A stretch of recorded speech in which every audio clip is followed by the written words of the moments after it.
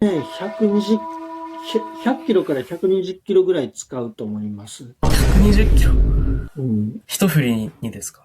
You'd expect a master swordsmith's greatest worry to be steel or fire or skill. Instead, it's a dying pine forest. For decades, 15th generation master Kazuki Kawashima has forged at his anvil. In this conversation, he reveals what a real katana actually costs, the mountain of charcoal required for each blade, and the climate crisis quietly starving the craft of this unexpected but essential material.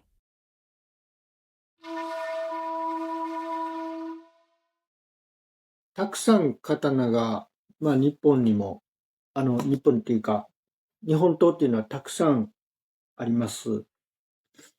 で、はい。えーっと、例えば僕が大好きな国宝の刀で、山頂毛という刀があります。これは数年前に瀬戸内市が5億円で購入した刀なんですけれども、鎌倉時代に、作られた一文字派の刀というふうに伝わっています。無名の刀です。この刀はね、刃文がものすごく特徴的で、誰が見てもこの刃文、すごいなっていうような刃文なんですよ。ものすごく特徴的な刃文。写真でだけ見たことあります。はい。ものすごく特徴的な刃文なんです。で、僕も刀を作るときに、例えば、現代刀が100本並んでいて、この刀は川島が作った刀だってもし人にこう思ってもらえると、すごく僕嬉しいんですよね。それなぜかっていうと、特徴的な刀だから。で、えー個性を発揮するというか、特徴的な刀を作るっていうのは、やはり技術的にも卓越していると思うんです。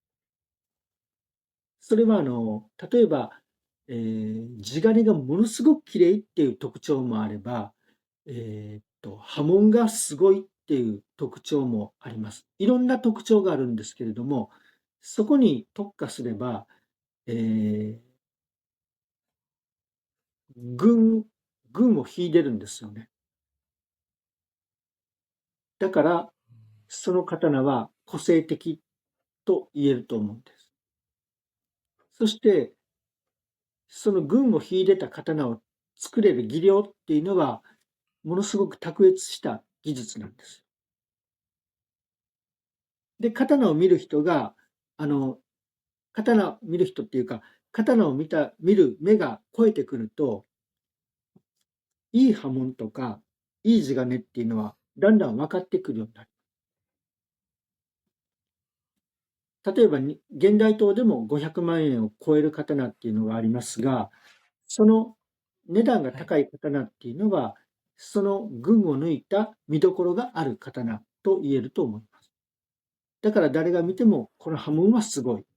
この地金はすごいっていう刀が、えー現代刀の中でも非常にこう、優れた刀、作る人が技術を持った人が作った刀だと言えると思います。ありがとうございます。その、墨だけでどのくらいになるんでしょうか？ね、だいたいね、100キロから120キロぐらい使うと思います。120キロ。うん。一振りにですか？ はい。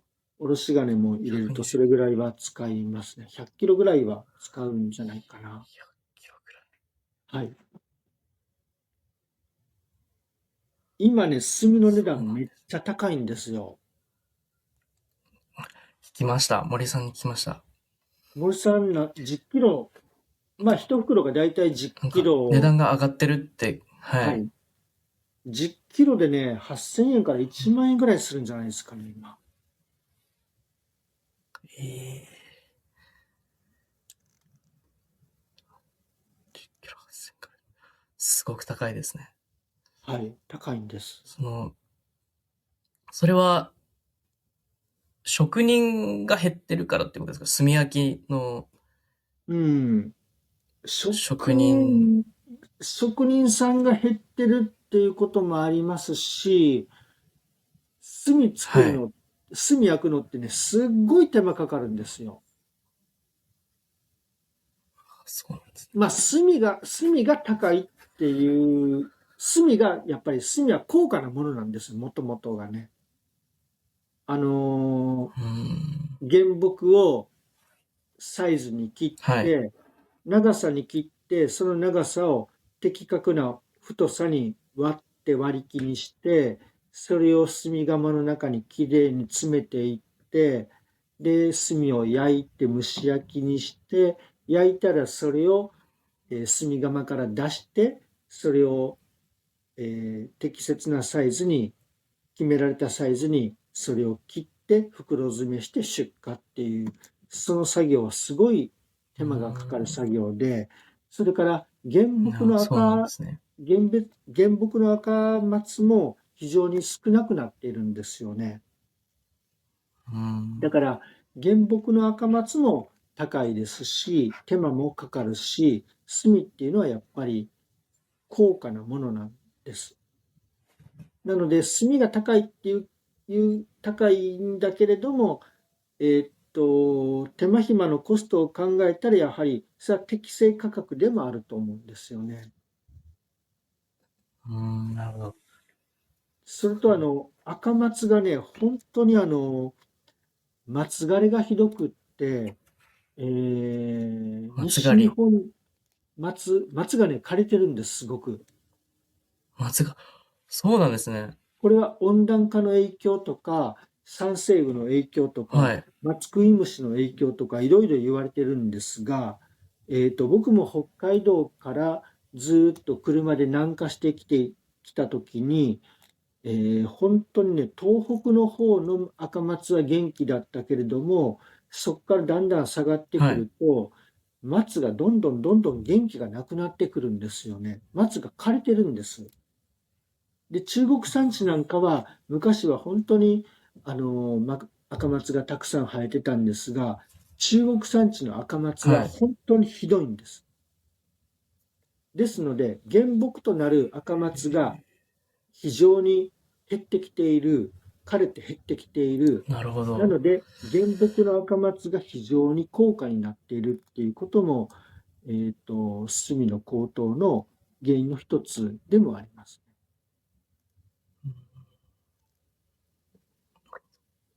これは本当にありがとうございます。はい、地球環境の変化の、まあまあ、地球環境の変化が大きな、あの、松の要因。高騰の一つの、はい、要因だと思います。At Dream of Japan, we measure a sword's worth not in yen, but in the charcoal, the timber, and the lifetimes of skill poured into it. Like, subscribe, and join the newsletter for more interviews like this one with 15th generation swordsmith Kazuki Kawashima.